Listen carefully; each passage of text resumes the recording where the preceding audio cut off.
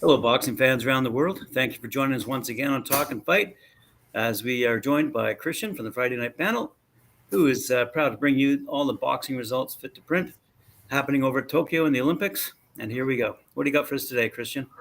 Well, as you know, Graham, things are heating up, and we're starting to see some medals go out the door here. We're getting to that stage of the tournament, so things are getting exciting. So we're down to single sessions a day now as opposed to the two, so a little bit less ground to cover, but we are going to dive in.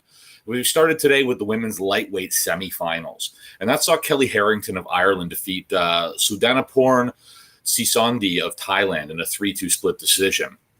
This was a tactical fight. The first round was a lot of really tentative, a lot of them just kind of gauging each other's range and trying to figure each other out.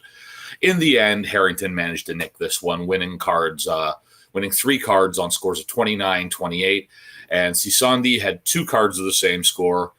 Probably could have gone either way, but the judges had the right of this in the end and gave it to Harrington. Gave first and third rounds to Harrington with the second round to Sisandi.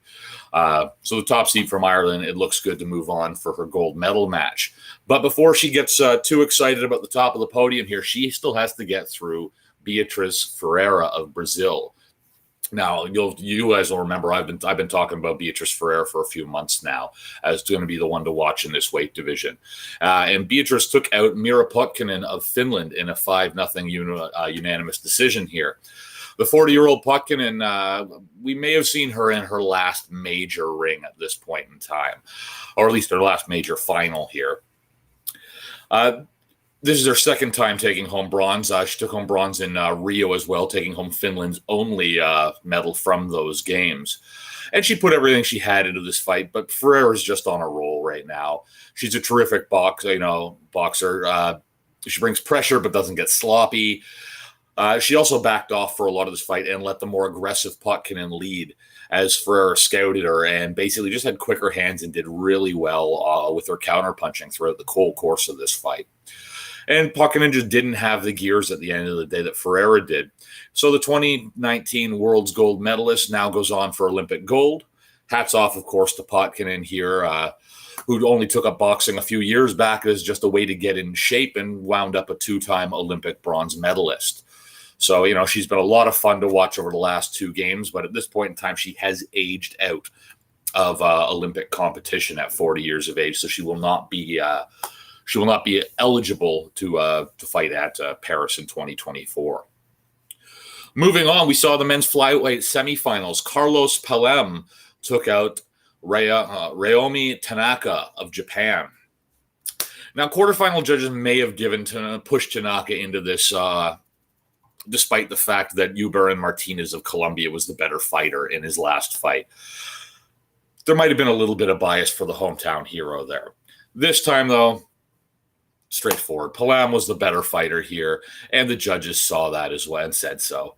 Tanaka was a little bit dirty in the course of this fight, too. It took a few cheap shots in this one, and he struggled to land anything clean on Palem, who was pretty steady throughout the course of this, elusive, kept landing right hands on the southpaw, and he won every round on every card except for one Ugandan judge and ended up giving Tanaka the third.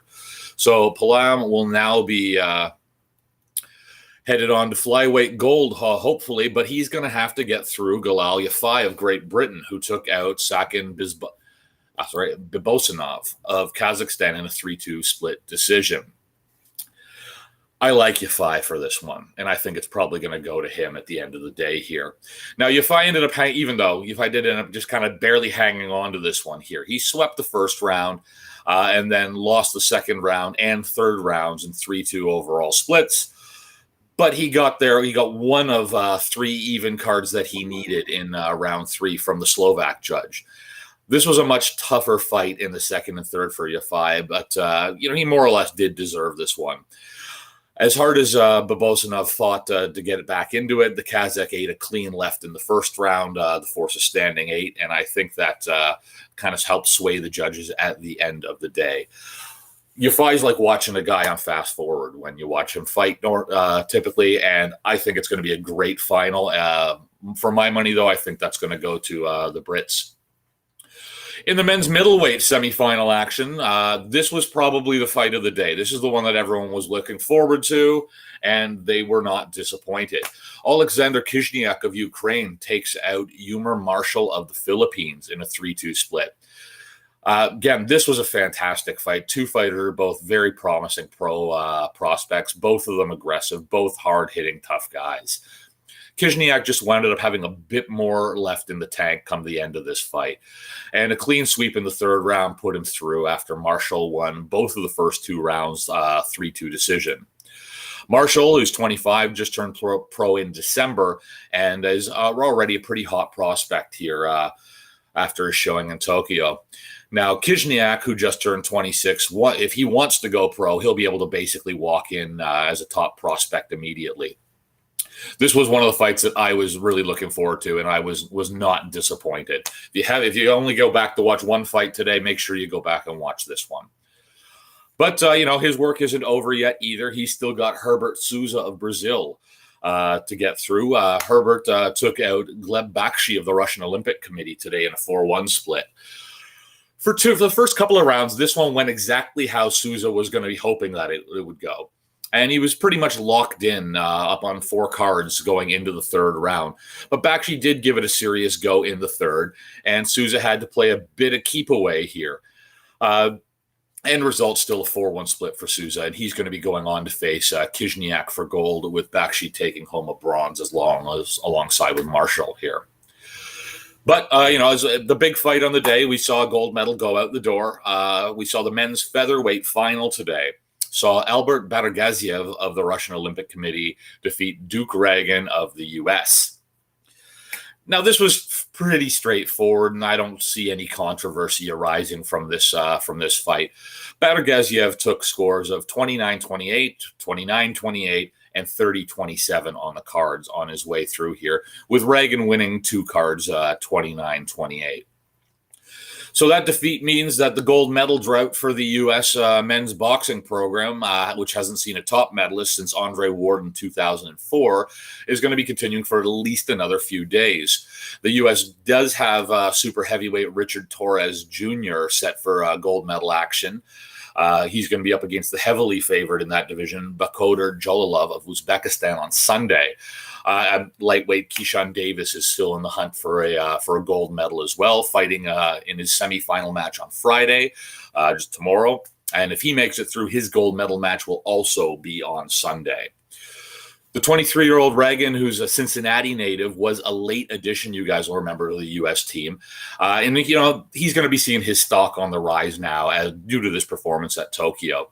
He's already a pro prospect with a 4-0 record, won by knockout, under contract with Top Rank.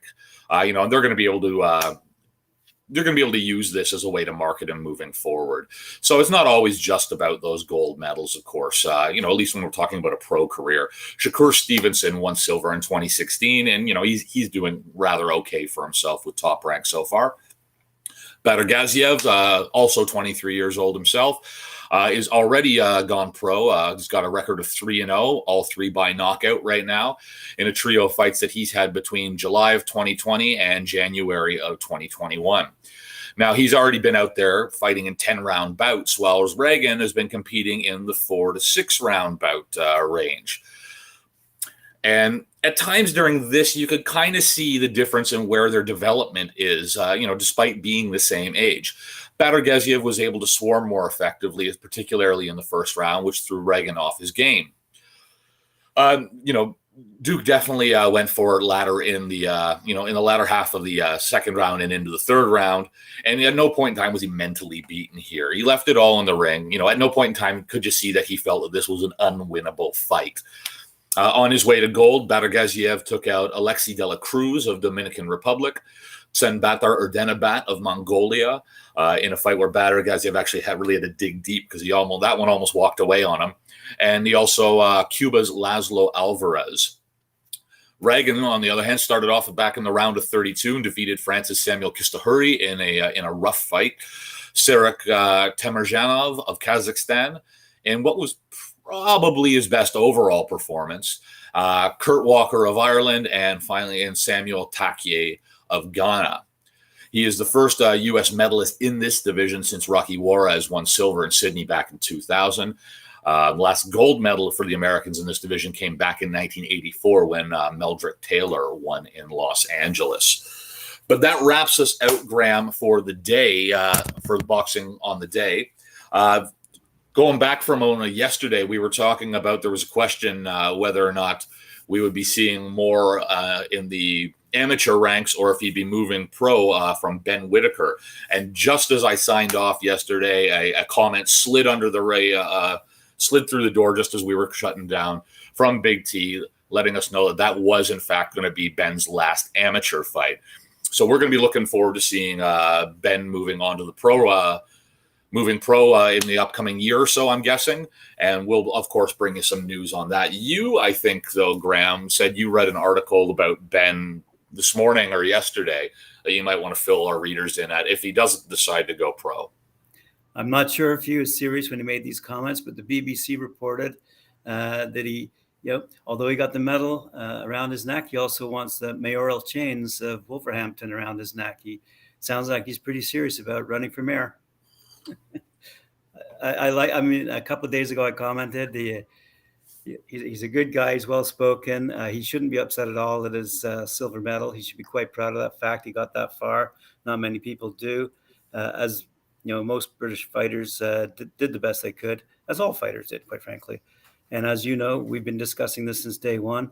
To get to that level of competition is no small feat unto itself. Lots of years of dedication and commitment. Fight with integrity. And we're seeing that, true competitors on every level make the podium. I'm really happy for them. It's been a good competition. A couple upsets along the way, but nonetheless, I'm really enjoying it. Well, there you go. You heard it here. If he doesn't decide to go pro, then a promising political career on the horizon for one of this show's favorites, Ben Whitaker. Absolutely. I'm guessing he signs with Eddie Hearns. Anyway, yeah. We'll see if he goes to Matchroom. I can't see why Eddie wouldn't sign him. He's been really good, and I think Eddie likes to sign those kinds of boxers who are not just great boxers but great personalities and are well spoken. So you take a look at all of Eddie's camp, and they're all well spoken in their interviews. They're not holding anything back. Anyway, good stuff. Pretty well groomed in the interviews. They know how to talk to reporters. Correct. Which is something that we haven't always seen, especially in this sport, where you get a guy who's just come off 10 rounds of fighting and they jam a camera in his face and expect something eloquent. So I'm glad to see that that's happening there. And we'll be following that one for sure. Absolutely. Love the guy. All right. Thanks very much, Christian. Appreciate it. I'm reporting live from Montreal, and I'll see you tomorrow. Oh, no, I won't see you tomorrow, but I'll be reporting live from Quebec City tomorrow. Taking the show on the road. We are indeed. Montreal. All right, well, have a good show, and I will be. I won't be here tomorrow, but I will be watching. We'll see you then. All right. Thanks very much, Christian. We'll see you on. Is tomorrow Friday? Tomorrow is Friday. Are you going to be at the Friday night panel? Waits to be seen. Okay. All right.